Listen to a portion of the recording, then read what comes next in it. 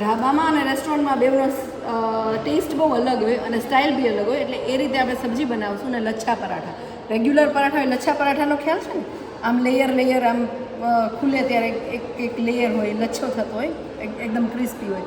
તો એ બે વસ્તુ બનાવશું. લચ્છા પરાઠા માટે ઘઉં ને મેંદા બેયનું કરી શકો, પણ મેંદાનો પરાઠા જ્યારે કરતા હોય લચ્છા પરાઠા માટે તો એ તરત જ ખાઈ લેવું પડે, બિકોઝ એ આમ ખેંચાય એવું ચ્યુઇંગ થઈ જાય કે એક ગરમ હોય ત્યારે ખાઈ શકો, ઠંડુ થાય પછી તો રબર જેવું થઈ જાય. એટલે આપણે યુઝવલી ને આમ બી મેંદો તો હેલ્થ માટે સારો જ નથી, ઘઉંના જ, એટલે બને ત્યાં સુધી ઘઉંનું પ્રિફર કરવાનું. હવે એના માટે આપણે ઘઉંનો લોટ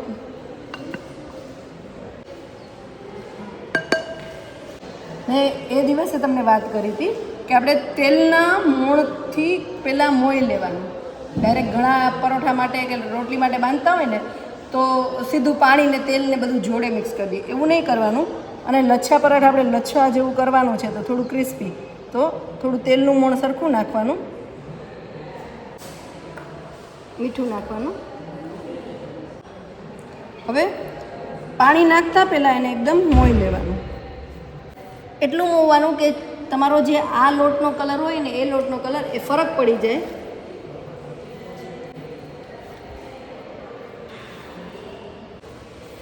પરોઠાનો લોટ કેવો હોય ખ્યાલ છે ને, રોટલી જેવો હોય, રોટલીથી કડક હોય, કેવો હોય, કઠણ હોય, રોટલીથી કઠણ હોય ને.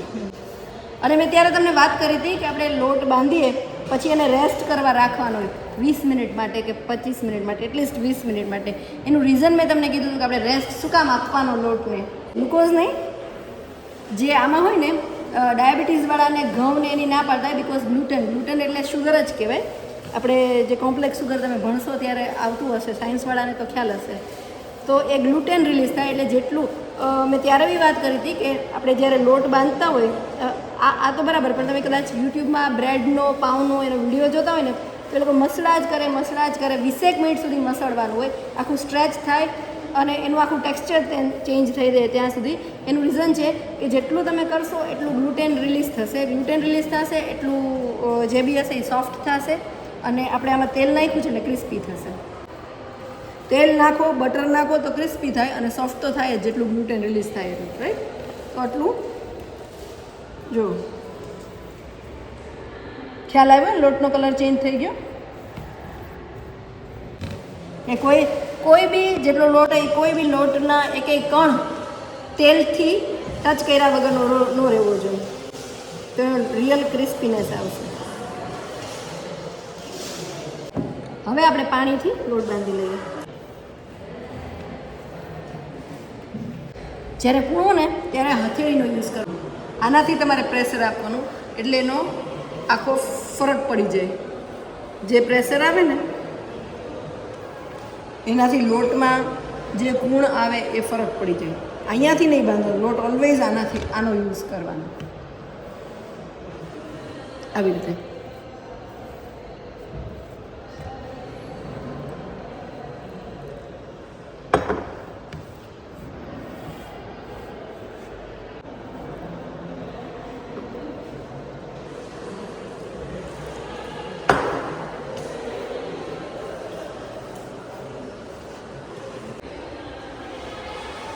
બધું મિક્સ થઈ જાય પછી 2 હાથ યુઝ કરવાનું. ભલે ત્યાં 1 હાથ છેલ્લે 2 હાથ.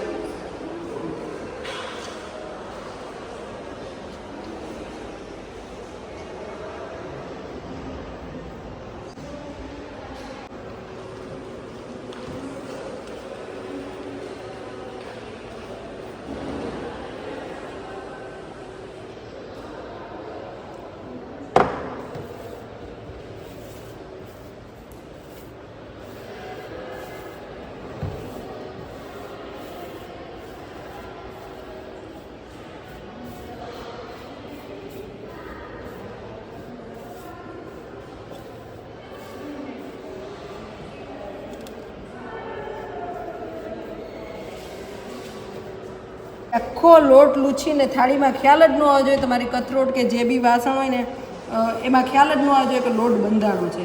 એટલું ચોખ્ખું કરી નાખો લૂછીને. એ ઓલવેઝ ધ્યાન રાખવાનું. કોઈની ચોખ્ખાઈ કેવી રીતે ખબર પડે ખબર કે રસોડામાં કોણ કેટલું ચોખ્ખું છે એની લોટ બાંધે. એટલે કોઈ માણસ ચેક કરતું હોય ને ત્યારે લોટ કેવી રીતે બંધાય ને એના ઉપરથી એને ખ્યાલ આવે કે આ કેટલું ચોખ્ખું છે. લોટવાળી કથરોટ ગંદી હોય તો એ વ્યક્તિ કિચનમાં ગંદુ હોય. કામની ચોખ્ખાઈ લોટ બાંધવાથી શરૂ થાય.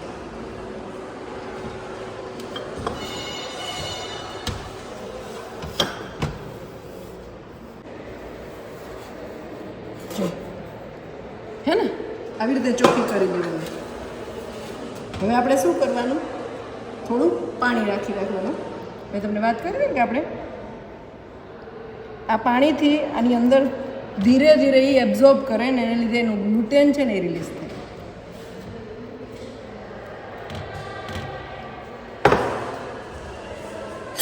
અને ઢાંકી રેસ્ટ આપી દઈશું. રાઈટ,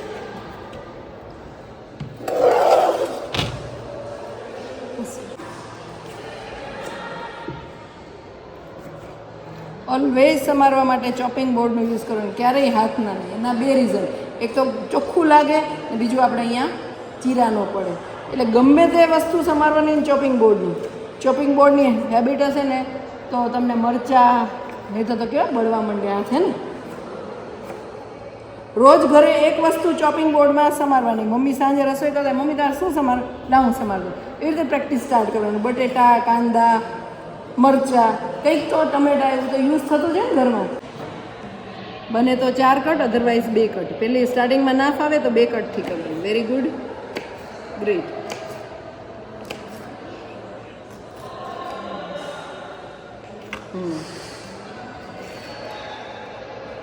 બસ 2 સ્લીટ ઇનફ છે. હું ફાઇન પહેલી વાર કરે છે ચોપિંગ બોર્ડમાં, હે ને? તો બી સરસ સમાયેલું. ટ્રાય કરવાની કે એક સરખા પીસીસ થાય. જે તમે સમારતા હોય ને એટલે આમ મૂક્યું હોય ને તો સરસ લાગે આપણને. Thank you. તો જોરથી બોલ. Thank you. વેલકમ બેટા. બરાબર આયુષી મેડમ. ચલો લાવ.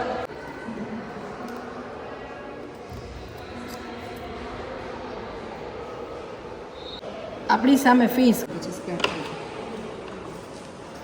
બધા સબ્જીમાં અલગ અલગ શાકના કટિંગના શેપ હોય.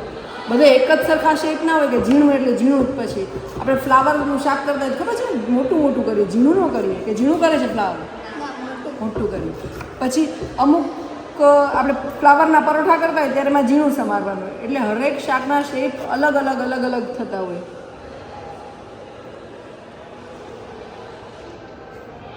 સરસ, વેરી ગુડ. હા, મોટું સ્ક્વેર, આવા સ્ક્વેર. Very good. જો આ સ્ક્વેર પરફેક્ટ છે. ઓકે, એક સ્લીટ લેતું. હા બસ એક તો શું.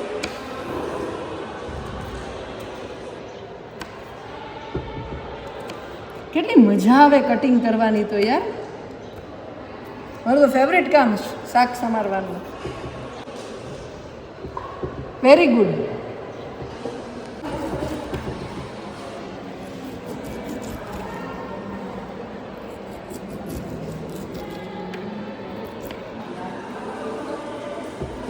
મકાઈ કોને ભાવે?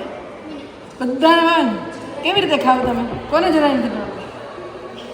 અને રેગ્યુલર દેશી. આ કઈ છે? અમેરિકન.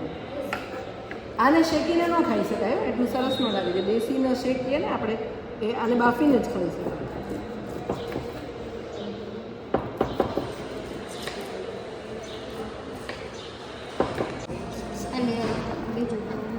વાગે ને એવું.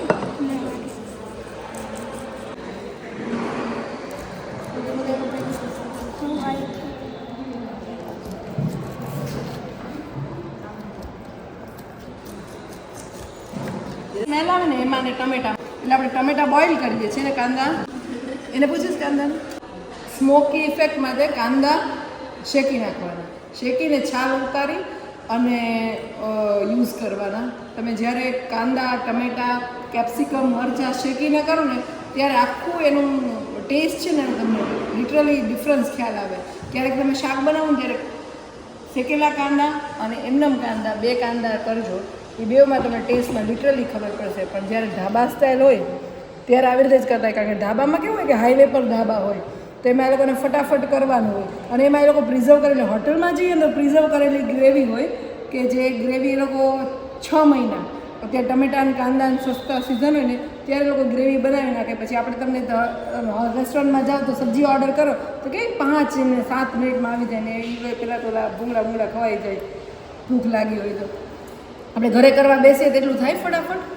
કારણ કે એ લોકો બધી 5 ટાઈપની ગ્રેવી, પંજાબી 5 ગ્રેવી હોય. ખ્યાલ છે કોઈને પંજાબી કેટલી ગ્રેવી કઈ કઈ હોય? 5 ગ્રેવી હોય જે એ લોકો બેઝિક બનાવીને રાખે. પછી એમાં થોડાક ચેન્જીસ કરતા રહીએ. એમાં શાકના શેપ અલગ અલગ આવે. ક્યારેક લાંબી ચીરી હોય, અમુકમાં સ્ક્વેર શેપ હોય, અમુકમાં અલગ અલગ શેપ હોય. પણ મેઇન બેઝિક 5 ગ્રેવી હોય. Red gravy, yellow gravy, brown gravy, white gravy ને ગ્રીન ગ્રેવી. રેડ ગ્રેવી હોય એટલે એમાં ટમેટા અને કાંદા ને એ મેઇન. વ્હાઇટ ગ્રેવીમાં મગજતરીના બી, કાજુ એ કરીને બનાવેલું હોય. કાંદાને બોઇલ કર્યા હોય. કાંદા આપણે ક્યારેય કરશું એ 5 ગ્રેવી બેઝિક કે એ તમારી પાસે રેડી હોય ને તો તમે ફટાફટ પછી કોઈ બી સબ્જી એટલે આપણે રેસ્ટોરન્ટમાં જતા હોય તે આપણે કહેવાનું હોય કે આ વસ્તુ. તો વ્હાઇટ ગ્રેવીમાં કાંદાને, કાજુને, મગજતરીના બી એ 3 મેઇન હોય. એને બોઇલ કરીને એની પેસ્ટ કરીને ગ્રેવી તૈયાર કરતા હોય. પછી બ્રાઉન ગ્રેવી. બ્રાઉન ગ્રેવીમાં કાંદા છે ને એને બ્રાઉન કરેલા હોય, તેલમાં શેકીને એકદમ બ્રાઉન કર્યા હોય. અને બીજું બધું કરીને એનો મેઇન એમાં બ્રાઉન ગ્રેવીમાં બોઇલ શેકેલા કાંદા હોય એટલે એ બ્રાઉન કલરની. પછી યલો ગ્રેવી. યલો ગ્રેવીમાં ટમેટાની ઓછા હોય પણ એમાં થોડુંક મસ્ટર્ડ એટલે રાઈનું થોડું ટેસ્ટ આવતો હોય એટલે યલો ગ્રેવી કહેવાય. અને ગ્રીન ગ્રેવી. ગ્રીન ગ્રેવી એટલે આપણે પાલક પનીર એવી બધી જે વેજ છે. પછી પેલી ઘણી વખત 2 ગ્રેવીની સબ્જી હોય, જીલ મિલ ને બધા પોતપોતાના રેસ્ટોરન્ટ નામ. પણ બેઝિકલી ગ્રીન ગ્રેવીમાં લીલા મરચાં, કોથમીર અને પાલકની ગ્રેવી બનતી હોય. એટલે 5 ટાઈપની બેઝિક ગ્રેવી હોય. એમાં આપણે જુદા જુદા સબ્જી એડ કરી અને કરીએ. પણ ઢાબા સ્ટાઇલ છે એટલે ઢાબામાં એવી રીતે હોય કે એ લોકો પાસે ગ્રેવી રેડી ના હોય, એમાં ફ્રેશ મળે તો એ લોકો ફટાફટ ટમેટા શેકી નાખે, કાંદા શેકી નાખે, ઘણી વખત લસણ શેકી નાખે ને એને ચોપ કરીને. કારણ કે એટલું એમાં જે ઢાબામાં જનરલી કેવું થતું હોય કે અમુક જગ્યાએ થતું હોય તો ચૂલામાં કે સગડીમાં રસોઈ થતી હોય તેમાં એ લોકો શેકીને ફટાફટ ચોપ કરી નાખે એટલે જે બોઇલ કરવાનો ટાઈમ ને એ બી બચે અને આપણને એકદમ ફ્રેશ મળે.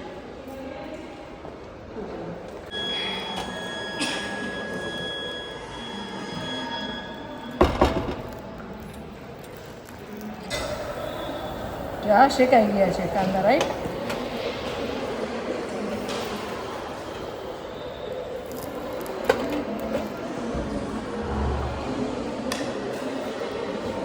આપણે ટમેટાને બોઇલ કરી દઈશું. કાપ મૂકી દેવાનો, 4 કાપ, અને પછી બોઇલ કરવાનું.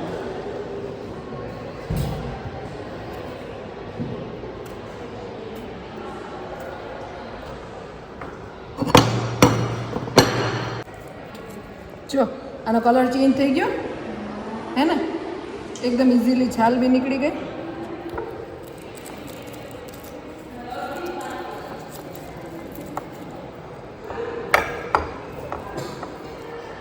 કાંદા જ્યારે તમે શેકો ને એ કાંદા અને શેકા વગરના કાંદામાં તમને ટેસ્ટમાં ફરક લાગશે. આ થોડાક સ્વીટ થઈ જાય, થોડાક મીઠા થઈ જાય. તમે કોઈ દિવસ ખાજો એમાં શેકેલા કાંદા એકદમ મીઠા થઈ જશે.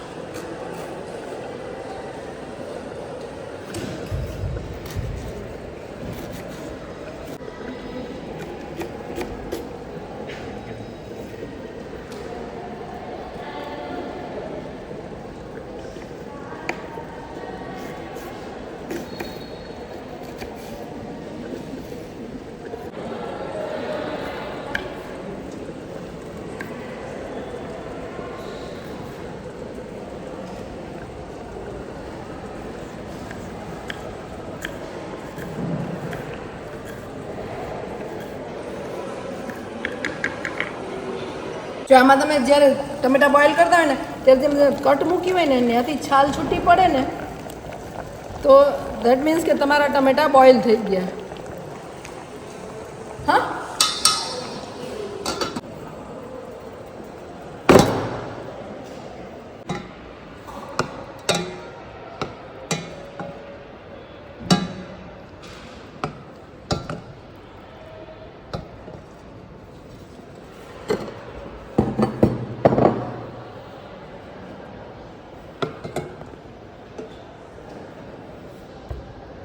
ઉતરી ગઈ. આમ તમે અડશો ને ત્યાં છાલ ઉતરી જશે, ત્યાં સુધી બોઇલ કરવાનું. ઓકે, પછી આને રેગ્યુલરની જેમ ચોપ કરી નાખવાનું.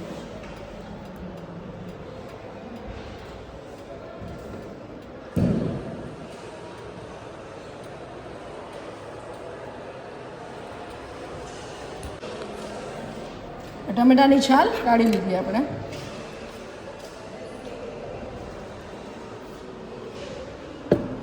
હવે આપણે ટમેટા જરા ઠંડા થાય ને ત્યાં સુધી આપણે બીજી બધી પ્રિપરેશન વઘારની કરી લઈએ. ટમેટા આમાં થોડી વાર પછી એડ કરવાના.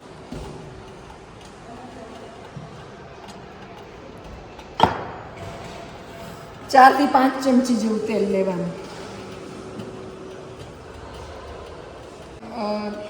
તમે ગુજરાત છોડીને જાઓ ને એટલે સિંગ તેલનો ક્યાંય યુઝ નથી થતો.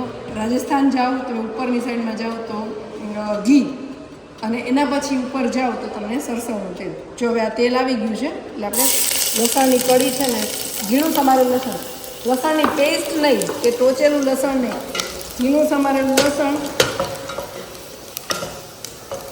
નાખો.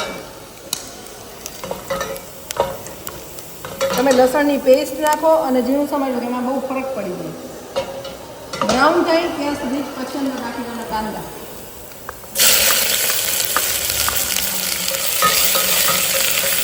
કાંદામાં થોડીક પ્રોસેસ તો થઈ જ ગઈ છે. આપણે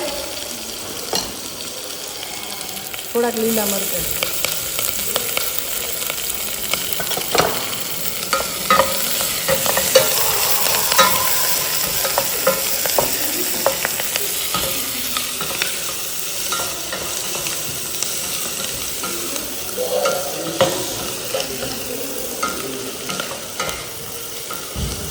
ઓલરેડી કાંદામાં પ્રોસેસ થઈ ગઈ છે. આપણે પહેલાં કરી લીધા છે ને શેકી લીધા છે, એટલે જે કાચા ટમેટા છે ને એ એડ કરવાના છે. એટલે એ કૂક થતા થાય એની પ્રોસેસ ચાલુ થાય.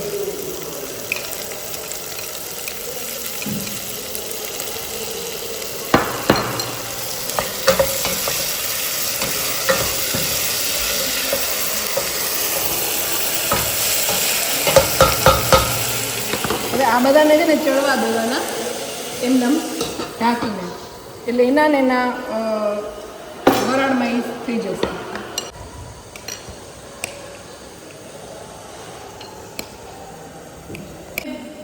ટમેટા કાંદાને મિક્સચરમાં ગ્રેવી કરો, ખાલી ટમેટાને ગ્રેવી કરો અને આવી રીતે કરો, ત્રણેયના ટેસ્ટમાં ફરક આવે. જેમાં તમે ટમેટાની ગ્રેવી એડ કરો ને ટમેટા બોઇલ કરીને, એમાં ખાલી ટમેટાની જ સ્મેલ આવશે. એમાં કોઈ દિવસ બીજો કોઈ ટેસ્ટ એટલું બધું ડોમિનેટ કરે ને કે બીજા બધા ટેસ્ટને ઢાંકી દે. એટલે બને ને ત્યાં સુધી આવી રીતે જ કરવાનું. મિક્સીમાં ગ્રાઇન્ડ કરીને પેસ્ટ નહીં બનાવવાની, પ્યોરી નહીં બનાવવાની. તમે પ્યોરી એડ કરવાની આવે ને તો બધી પ્યોરી નહીં એડ કરવાની, પહેલાં તો કાચા ટમેટા જ એડ કરવાના.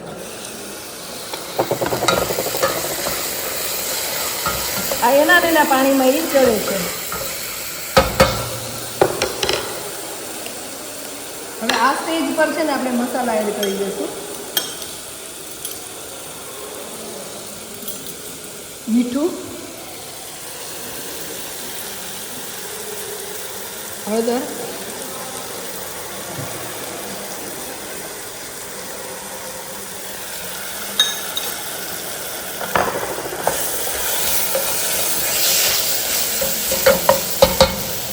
થોડીક કોથમીર.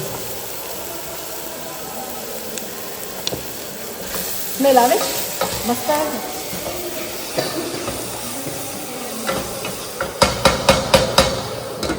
ફરી એને ઢાંકી દઈએ, ચડવા દઈએ.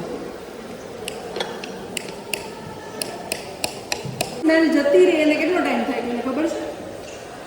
15 થી 20 મિનિટ એનો જે કાચા ટમેટાનો અને પાકા ટમેટાનો ટેસ્ટ અલગ હોય ને એ ફ્લેવર ટોટલ જતી રહે ને શાકમાંથી એને 15 થી 20 મિનિટ થાય.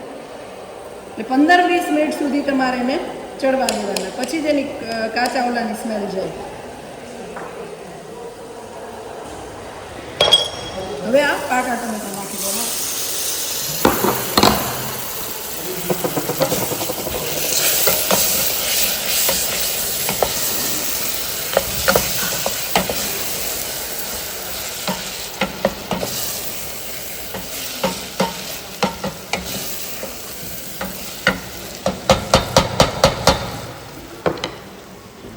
આ સ્ટેજ પર થોડુંક કાચું તેલ ઉપરથી એડ કરવું હોય ને તો કરી શકાય.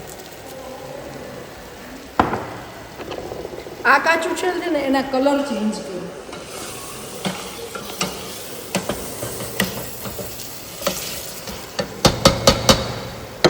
હવે થોડું પાણી એડ કરી અને એને ચડવા દઈએ. રાઈટ. હવે જ્યારે પાણી એડ કરો ને એ પછી આપણો બાકીનો મસાલો છે, મરચું, ધાણા જીરું, એ થોડું એડ કરી દેવાનું.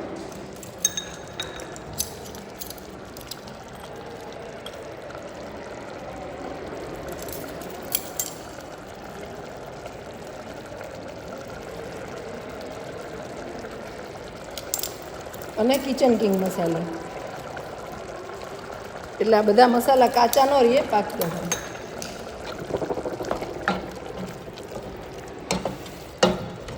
અને સાથે સાથે હવે મકાઈ તો બોઇલ કરેલી છે, પણ આપણા કેપ્સિકમ છે એ બોઇલ નથી થયેલા, એ કાચા છે. એટલે હવે એને કેપ્સિકમ આટલો કરીએ પછી આપણે કેપ્સિકમ એડ કરી દેવાનું.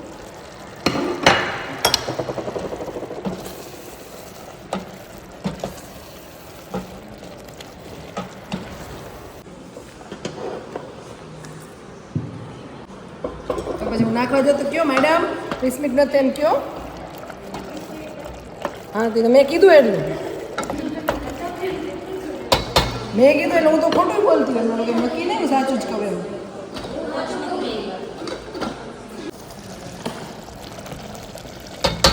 હવે આ સ્ટેજ પર છે ને આ મેશર હોય ને એનાથી આમ મેશ કરી દેવાનું, એટલે જે કેપ્સિકમ તો એમનામ જ રહેશે, પણ જે કાંદા ટમેટા આપણે ઝીણા ઝીણા ચોપ કરેલા અને ઓલા નાખ્યા છે ને એ બધાય ગ્રેવી જેવા થઈ જશે. ના ભાજી જેવું ન થાય.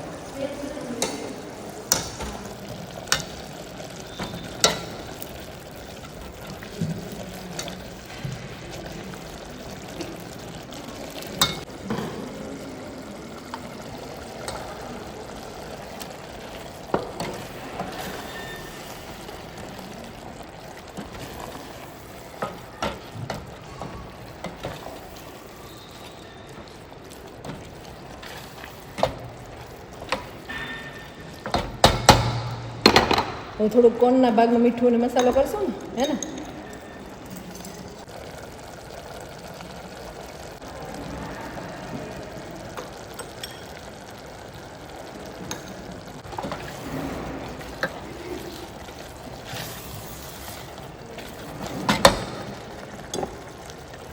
જરૂર લાગે ત્યારે પાણી એડ કરવાનું. હં,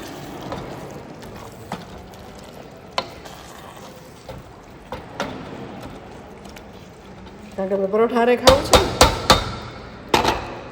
હવે કસૂરી મેથી, સુકાયેલી મેથી, આ ઘરે બનાવી શકાય, ખબર છે ને? મમ્મી બનાવતા હોય ને. જેના ઘરમાં માઇક્રોવેવ હોય ને, છે કોના ઘરમાં માઇક્રોવેવ? હા, એટલે એ તો હું સૂકવી નાખે, પણ માઇક્રોવેવ હોય ને તો લીલી રહી એકદમ. જેના ઘરમાં હોય ને માઇક્રોવેવમાં સૂકવાય, 3 મિનિટમાં સુકાઈ જાય.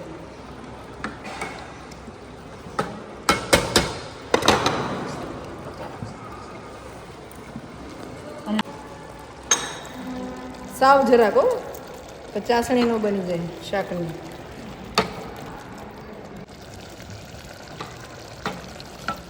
રસોઈ બનાવો ને પ્રેમથી બધું નાખવાનું, પૂછીને કોથમીરને પોતાને નાખવું, તેલને પૂછીએ, તેલને તો પૂછવું પડે એટલે જાડા થઈ જાય. હવે આપણે સર્વ કરશું, હે ને?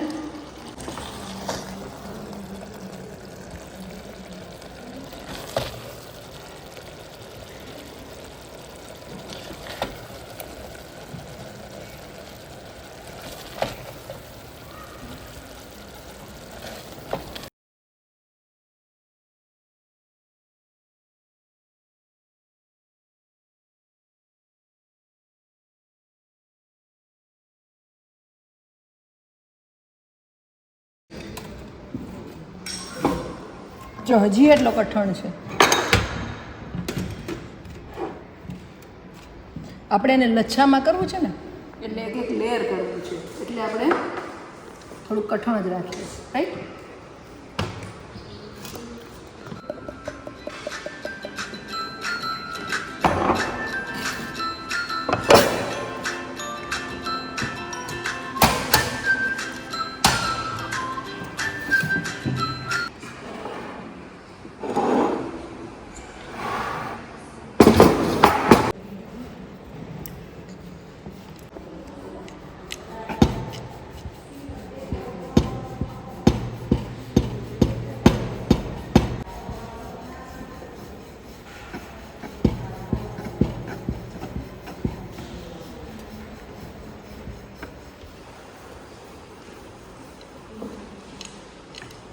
હવે આમાં ઘી લગાડી અને જેમ આપણે પ્લીટ્સ વાળીએ ને પહેલાંમાં સાડીમાં ચૂનીમાં એવી રીતે પ્લીટ્સ વાળવાની.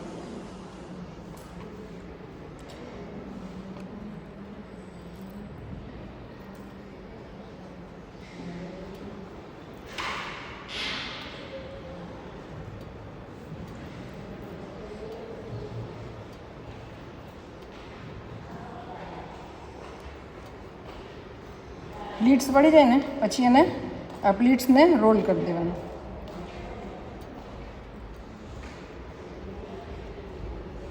ને પછી પ્રેસ કરીને લૂવું તૈયાર કરવાનું એટલે આખું લેયર થાય. દેખાય છે આ લેયર? હે ને? પછી આ લેયર પછી હવે રિયલ વણવાનું સ્ટાર્ટ થશે. જો કઠણ હોય ને તો તમે લેયર કરો ને ત્યારે અહીંયા છે ને આ ચીપકે નહીં. એટલે ઘણીવાર ના ચીપકે ને તો શું કરવાનું, પાણી લઈ અને અહીંયાથી ચીપકાવી દેવાનું. એટલે જ્યારે તમે પેલું કરતા હોય ને ત્યારે છૂટું ના પડે. જે સૌથી છેડો હોય ને એ છેડાને ચીપકાવી દેવાનું.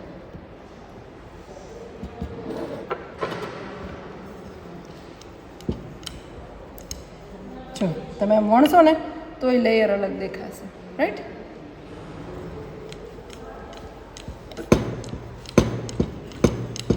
જો આ ચીપકાવી દીધું છે તો છૂટું નથી પડતું.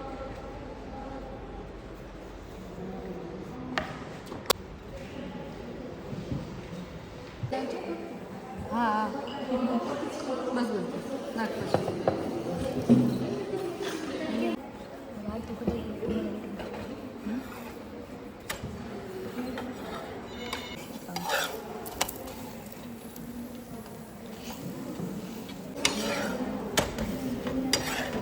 જો આખા લેયર અલગ દેખાય છે, દેખાય છે?